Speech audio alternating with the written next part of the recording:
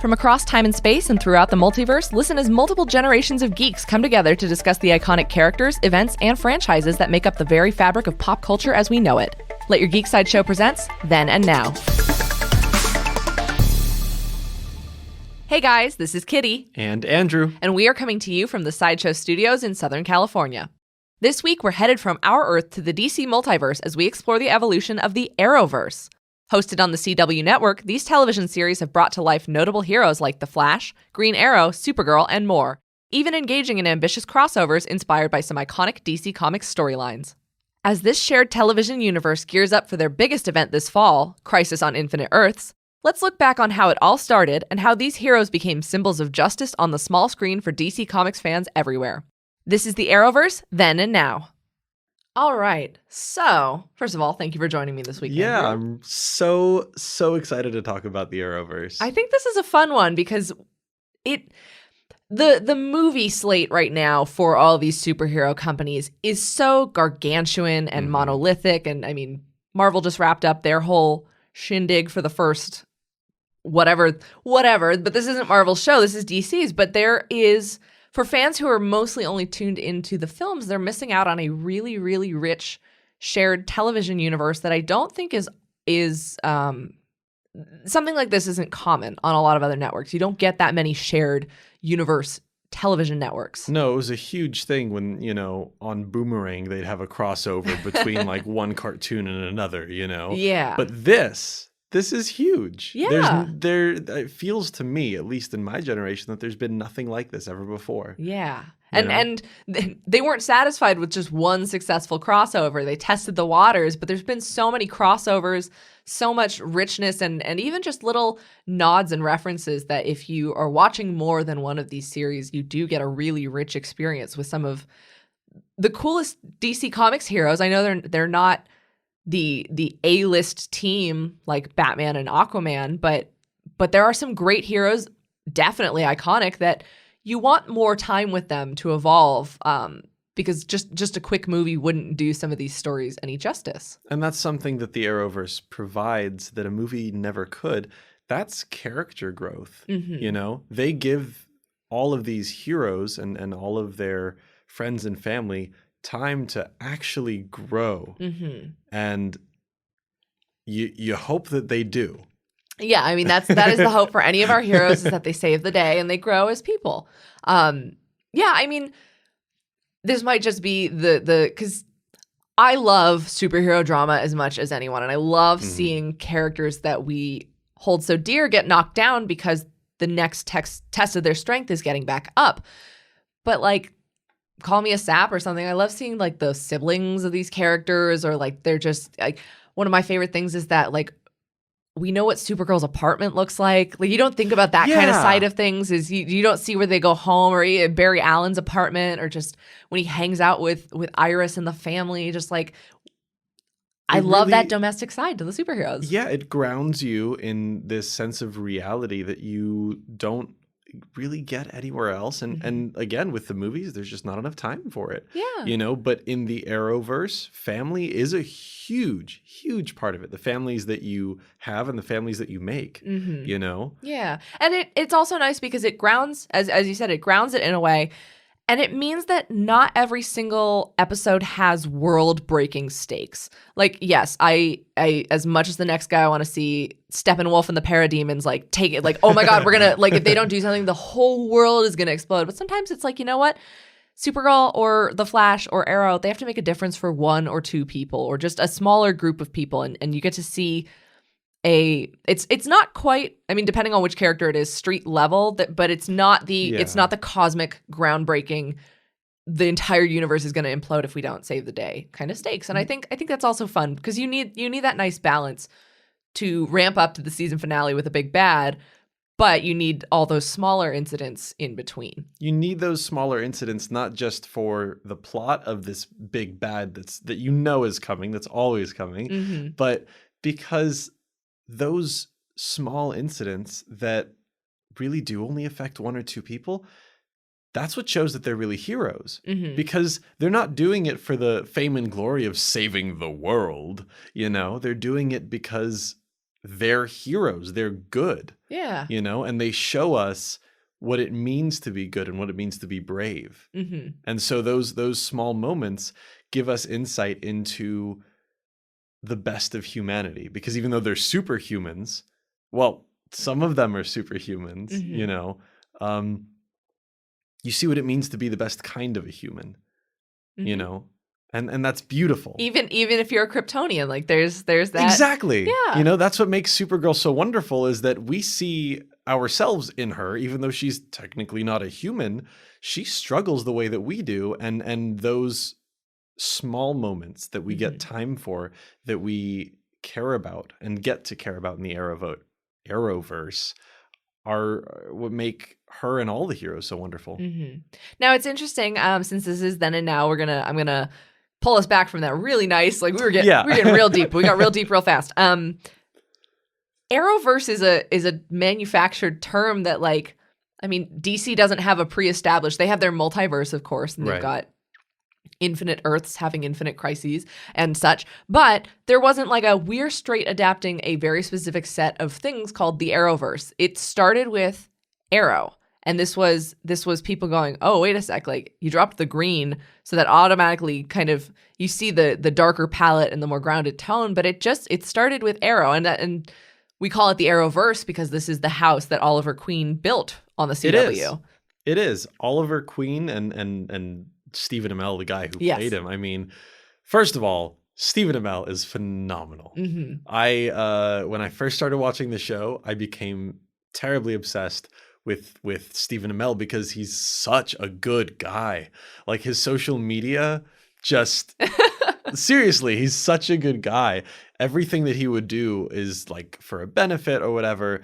And so when I got invested in the show, before there was an Arrowverse at all, I got invested in the world that they had built in their story, but then also in Stephen Amell's world, and he brought so much to it. Mm-hmm. And he was able to play this menacing and dark and brooding Arrow, which is something we had never seen before. Yeah, because honestly, as much as we all love the Errol Flynn type, the Men in Tights Robin Hood Green Arrow would never have carried a show and then carried given enough clout and credence to say, no, we can throw in the Flash, and we're going to have metahumans, and then we're going to throw in Supergirl, and we're going to throw in all the aliens. It took a certain kind of gravitas for them to say, no, we're going to do a superhero universe, and it's going to be built around this guy, and he's a serious character. And now that doesn't mean he's a no fun. They don't have anything fun and fantastical in Arrow, but it is a more grounded superhero universe as opposed to some of the other series that we had seen up to that point. And I think it pulled from DC sort of going a little bit dark. Yeah, I mean, with the Dark Knight, you know, it was definitely a big part responding to it, you know, seeing that, oh, people really like this. People like this dark and menacing. People like the darker parts of ourselves, you know, and Arrow explored that. Yeah. Arrow debuted, for those of you checking on the timeline, Arrow debuted in 2012. We actually did do a Green Arrow Then and Now podcast, which we do touch upon the introduction of Stephen Amell's version, but it did cover a lot of the comics. But on the back of that, so we get 2 years down the road, we've got Arrow and it's doing well.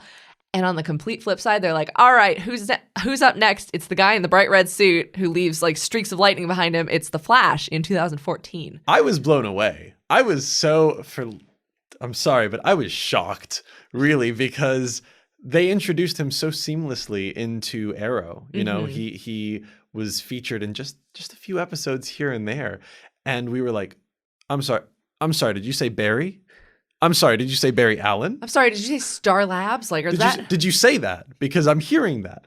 And it made you watch the show so much more carefully, because they had Easter eggs in there for it was every nerd's dream, because they had Green Lantern Easter eggs in there. Oh, really? And we were all everybody at the time was just hoping and praying. They're like, are we going to get Green Lantern? That's crazy. Green Arrow, Green Lantern would have been. Right? But then the Flash comes in and it's a complete curveball. We're just, it was so cool. And I remember feeling so confused. I actually called my friend after I watched the episode and I was like, you saw it, right? Like you saw what happened, right? Like you know what's happening next, right? And I don't think any of us could have predicted that it would have become its own show. Mm-hmm. And not only that, but it is probably the other front runner along with Arrow. I mean, the next, so that was 2014, and in 2015 we have Supergirl, but Supergirl's not on the CW when she makes her debut. No, she's on CBS. And that pilot, I remember the pilot episode first came out, and I think it kind of leaked online first. And I remember so many people were saying, I know it's not good to watch leaks and stuff, but oh my gosh, if you can watch the Supergirl pilot, like please be vocal. Let CBS know we want this show. So CBS did a fantastic first season of Supergirl, but she was not connected. Yeah. So that was a fascinating choice because at this point still they didn't have an Arrowverse. We just had Arrow and the Flash. Right. And so the CBS chose not to renew Supergirl for a season 2, and that's when the CW swooped in. But because she hadn't already been a part of these two universes, fans started to suspect, well, maybe National City's not connected to I'm sorry, is it Star City? And it's Yeah. Yes. Yeah. Because I keep wanting to call, like, I know, like, oh, it's Metropolis. No, they're in National City for Supergirl. Mhm. But because there had been so many large events in both series that neither one's acknowledged, like the Flash didn't see the big stuff going on with Supergirl. Right. Fans started to go, okay, are these separate? Are these like the same but different? Like what's going on?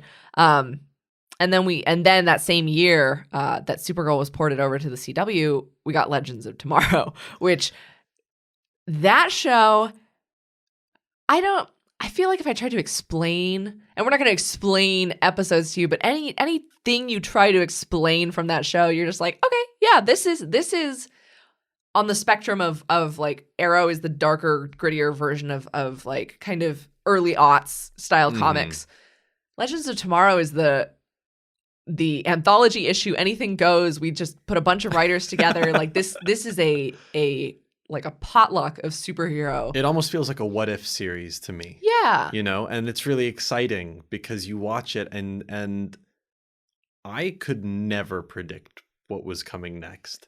I was just so blown away that everything was so unexpected and strange to me. And you know what? They were able to introduce a bunch of characters that I had never heard before. Yeah, you know, because they're the Legends of Tomorrow. They're not necessarily the A-listers that you would already know and expect to be headlining their own show. Right. And so I was just getting into comics at the time. I mean, the Arrowverse helped me get into comics. Oh, I that's spent great. hours and hours in comic book stores because of that. I started building my own Flash comic collection, which when you're a broke high school student means you have 2 comics, but that was a collection at the time because it was more than one. Yeah. I mean, that's fantastic. I mean, I even owe my first foray into comics to DC because of the Teen Titans classic animated series. Oh, yeah. And so I picked up all the old the 80s Teen Titans and stuff, and it's never a one-to-one, but it is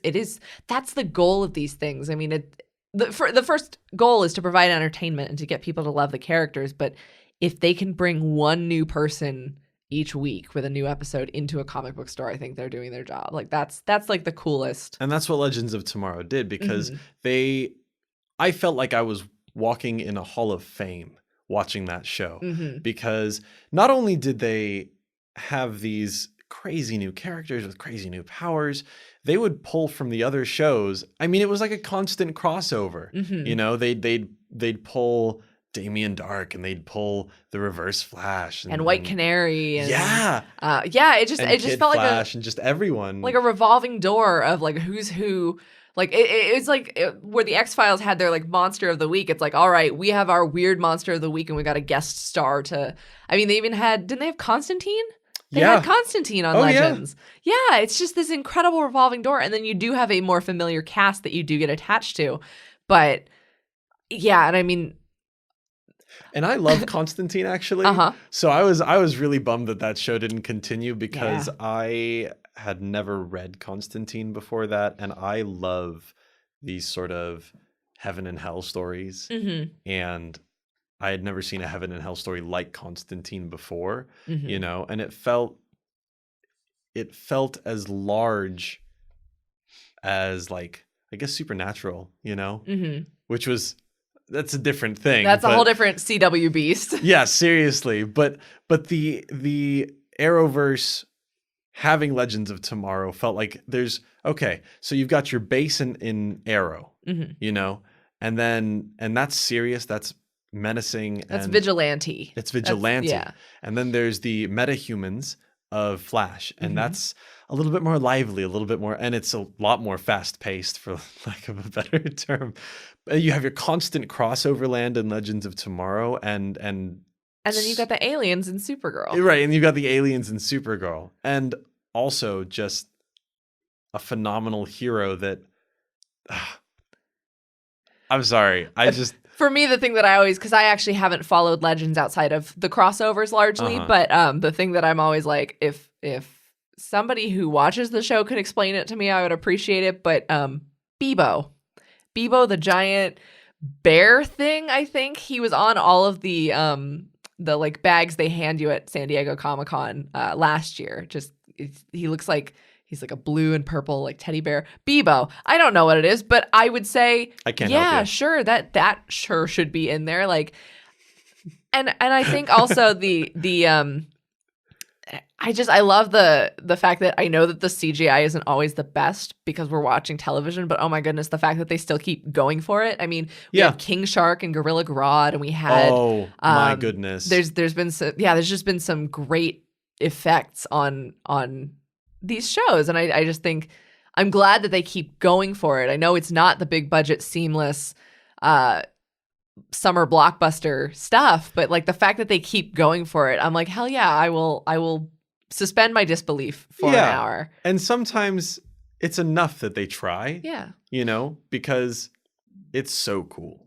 Like it's still more than I can visualize in my head. Yeah. You know, and so I love that they go for these all out. I mean, as much as they can, they go for the CGI. I used to say super up to date with how the Flash like did all of their special effects and everything, Mm-hmm. and I would be watching videos about their practical effects and their digital effects, Mm-hmm. and they used to post about every time that they would like 3D scan somebody's face, you know, for their digital copy of it. They'd be like, all right, we got them in the studio, and they'd post a super cool video of it and everything.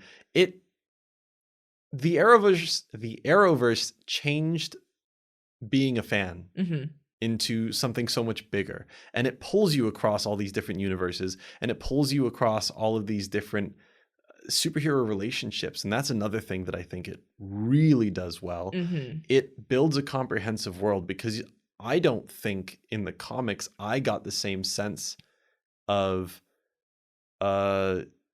world existing at the same time, you know, like Star City and Central City like didn't feel in the same world all the time. Yeah. It always feels that way to me in the Arrowverse. Yeah, and I think also going back to the fact that we do get more time with these characters, and there's more things to unravel, and they do have subplots they have to fill. Mm-hmm. And even as we see it exemplified in Legends of Tomorrow, they are able to introduce so many characters that may or may not get their proper shine in the movies. And even if they did, it'd be like, okay, well, we're waiting 3 years for the movie development.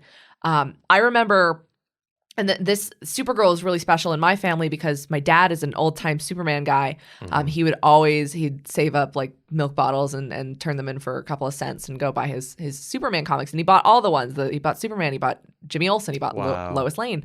And so he's an old school Superman fan, and I'm a new school DC Comics fan. And so we'd be watching that, and he'd be like, oh my gosh, that's Mr. Mxyzptlk. And I'm like, yeah, it is actually. And some of the stuff like I would have to explain to him nowadays. But when they did the whole plot twist with John Jones was known as Hank Henshaw, but fans would go, well, wait a sec, isn't Hank Henshaw the cyborg Superman?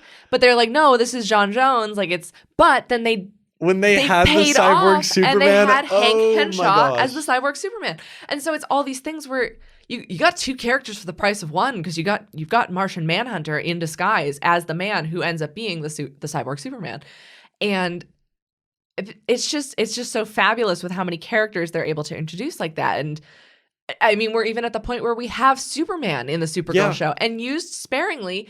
He is one of the greatest parts of that series. And then with the most recent crossover, the Elseworlds, because all the big ones I keep getting mixed up, because they've got Crisis on Earth X, but Infinite Earths is coming up. Anyways, Elseworlds, they introduced Lois Lane. And so they can do that sparingly, and they can say, hey, we're gonna let you play with these characters, but it's still Supergirl's show, but you get the Fortress of Solitude and you get all these elements, and it's just so much fun, and you wouldn't get that time and attention if it were a shorter format. Right. And I love, because of these, it's episodic, it's coming out every week, and they're willing to introduce new characters every single episode. They're willing to do, not that they do every single episode, but especially in the beginning of a season when they're building up to that big bad, they'll introduce all sorts of villains that you never thought you'd get to see on any sort of screen. Oh my goodness, when they brought in the Black Mercy, when they did an episode titled For the Girl Who Has Everything, and I was like, oh my gosh, that's the one. And we got Metallo, and so sometimes people are like, oh, like she's cribbing all of Superman's toys, and it's like, but how long would you spend waiting around to see Metallo? Or how long would you, Mr. Mxyzptlk? Like, oh my goodness. We got the Music Meister in a crossover, for goodness sake. We got the Pied Piper in Flash, and I was so excited by that. Like, he used to be one of my favorite villains of all time. And it's what I love is that all of their villains still fit their worlds. They're able to cross over, they're able to interact with each other. But Ra's al Ghul in Arrow, and Malcolm. I'm having a last name is failing me right now as well. Okay, cool. But yes, but yeah, because even when they had the Dominators crossover, the Flash was like, hey, Supergirl, like, aliens, right? We need your help with an alien, because you're never gonna see, outside of those crossovers, you're never gonna see Arrow punching an alien in the face, because that's just not, and you're not gonna watch Supergirl try to take down a highly skilled martial artist who only operates at night, because that doesn't match. It doesn't match, but they do a great job of matching them.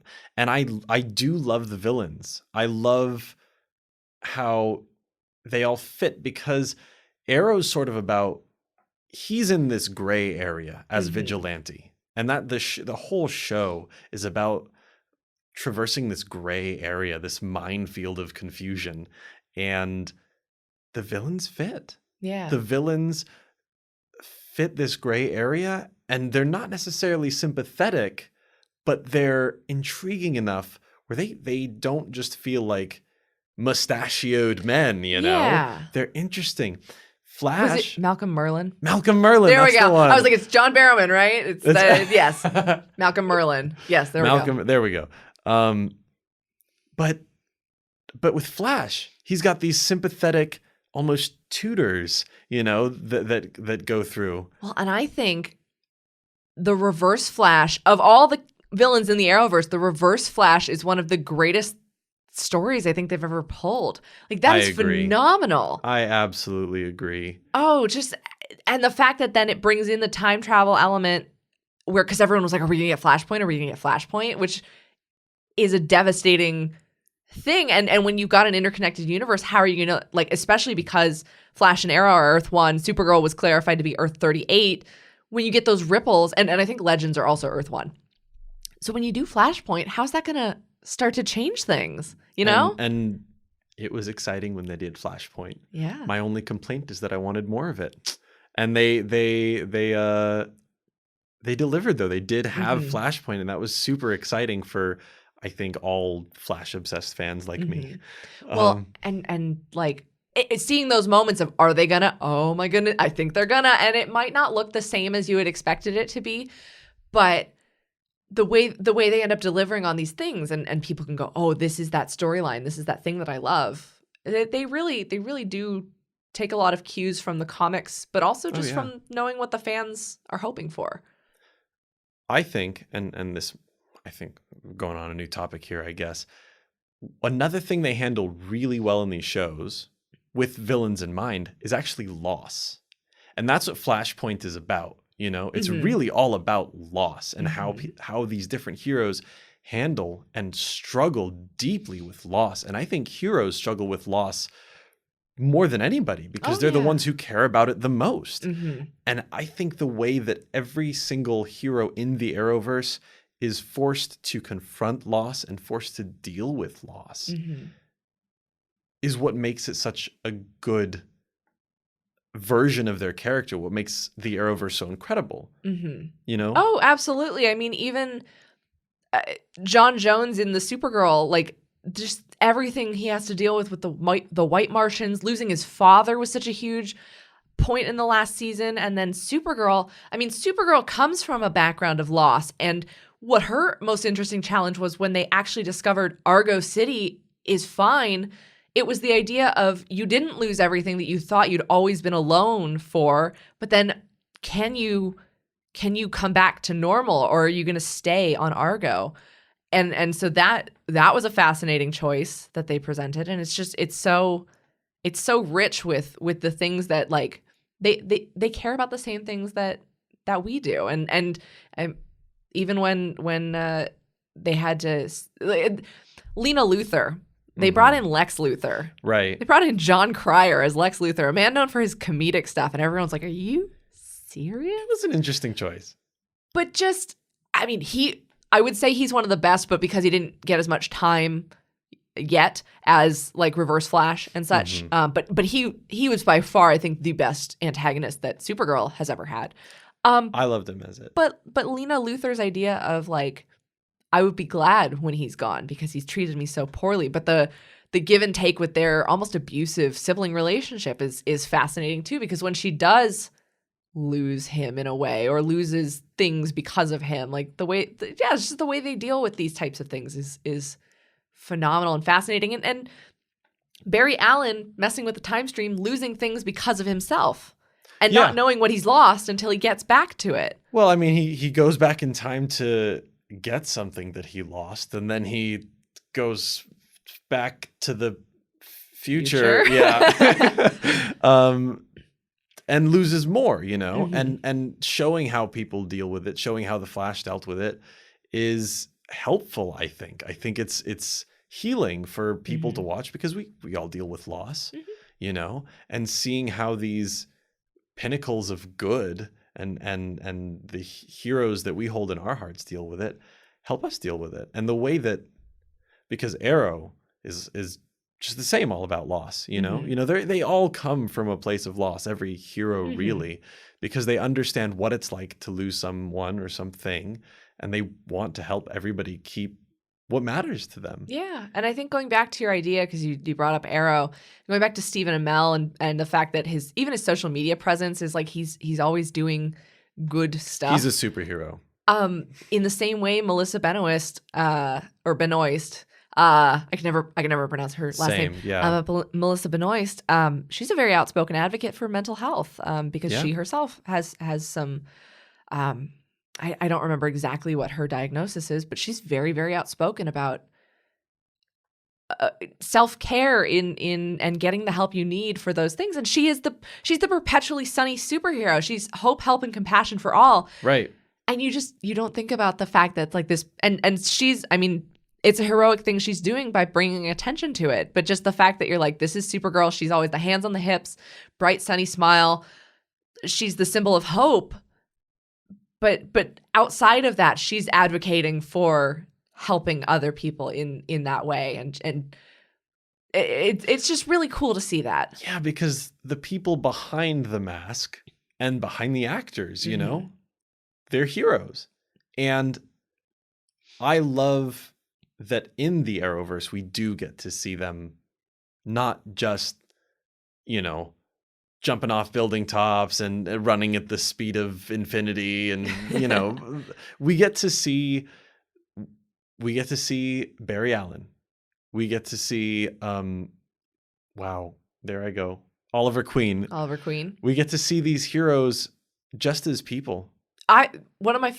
Unfortunately, when they couldn't carry over from CBS to the CW, they lost Cat Grant. They couldn't have it. She couldn't, probably salary and stuff, but she was able to appear in a few of the other seasons. But watching Kara Danvers be like, because you can see her and we're like, oh girl, like we know that you're bulletproof and you've got laser eyes and you've got all these powers, but you're getting taken down by your boss, who has cut her teeth in the industry and clawed her way to the top of a media empire. But just watching our hero then go to work and get chastised by someone else who is not a superhero, but incredibly powerful in a different sphere. It is just fascinating to see these superheroes at work and in their day-to-day.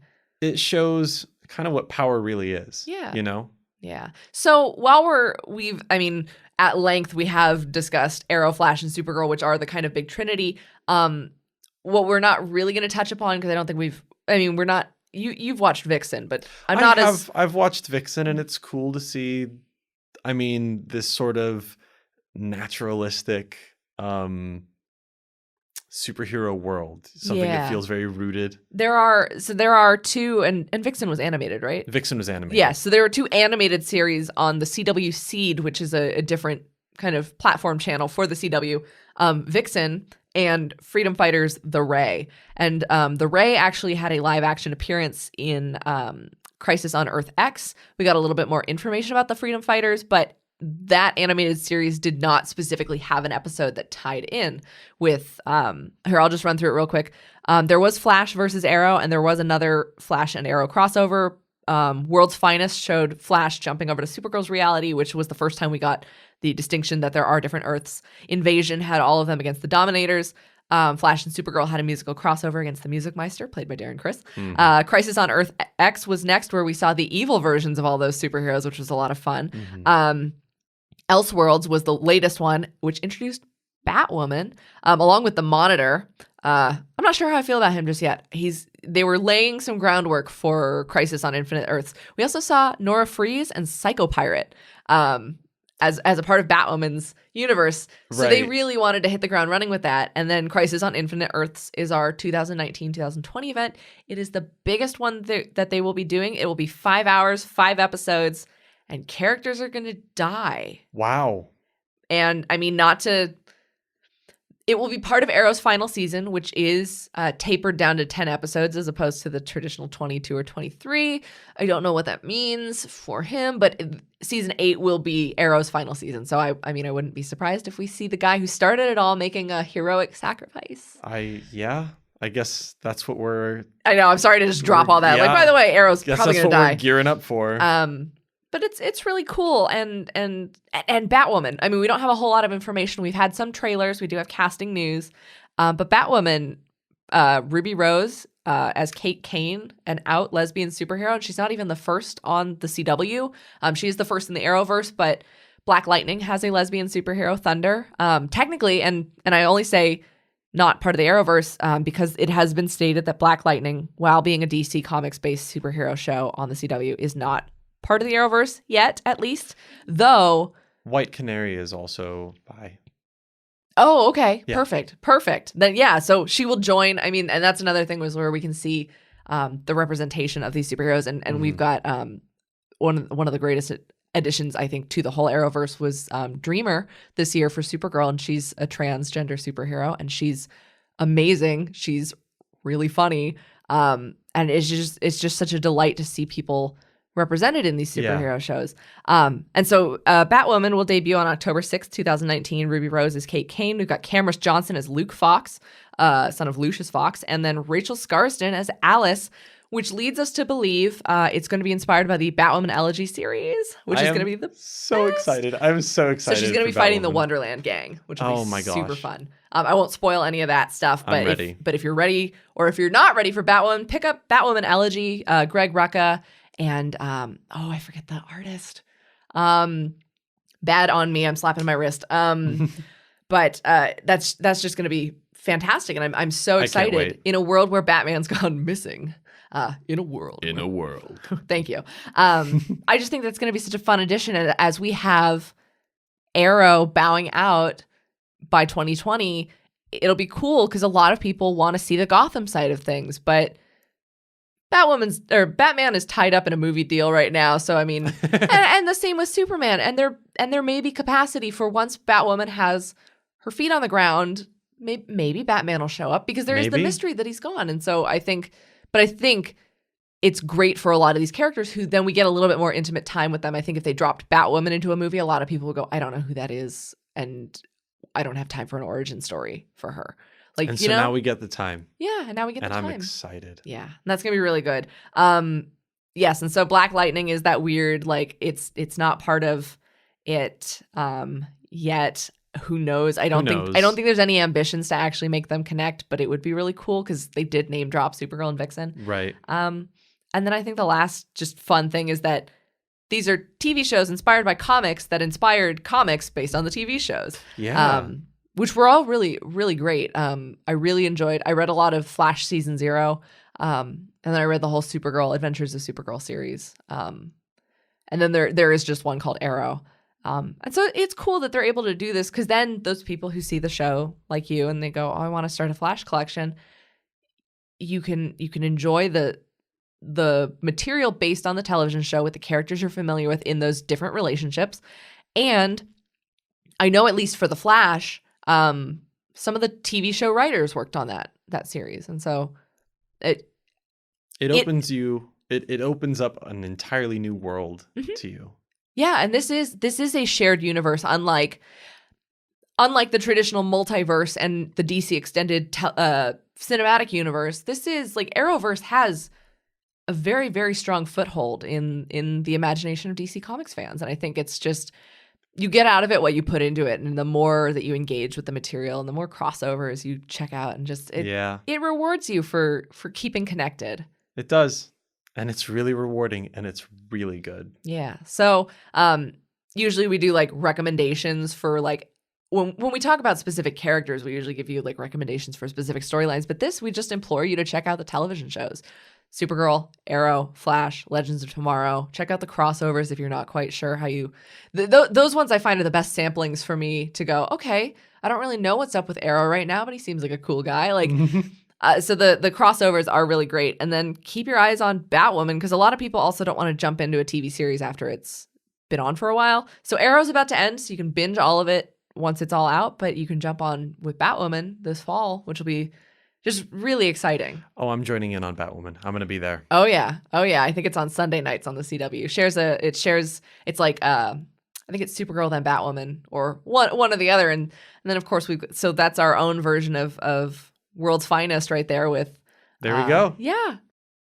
As Arrow takes aim at its final season and Batwoman is set to emerge from the shadows as the newest Caped Crusader, the landscape of the CW's successful DC Comics universe is still going strong, bringing countless fan-favorite heroes to the spotlight on the small screen. We cannot wait to see how our heroes evolve through new challenges, dynamic crossovers, and just the right amount of costume changes to fit the landscape of comic book television. Thank you for joining us on this trip through the multiverse. This has been the Arrowverse, Then and Now. Do you enjoy listening to Then and Now? We are proud to bring you pop culture content completely ad-free, but that doesn't mean we don't need your support to help keep us going. Please take a moment to leave a 5-star review on iTunes, Spotify, or your favorite podcasting platform and help spread the word about our podcast. We welcome fan feedback. Email us at podcasts@sideshow.com with your thoughts and suggestions for how we can make our shows even better. Plus, tune in for our full network of pop culture podcasts. See if your fan favorites make the cut in the Geek Culture Countdown, a bi-weekly podcast featuring pop culture top 10 lists. Hear exclusive interviews with celebrities and pop culture industry leaders as they let their geek side show in Look Who Showed Up. Join comedian Jeff May and his special guests as they discuss anything and everything in Sideshow's Sideshow. Then get all the latest pop culture news with our daily briefing, a 2-minute breakdown of the biggest geek headlines perfect for your Alexa or Google News briefings. We wouldn't exist without your continued support. Thank you for listening, and don't forget to let your geek side show.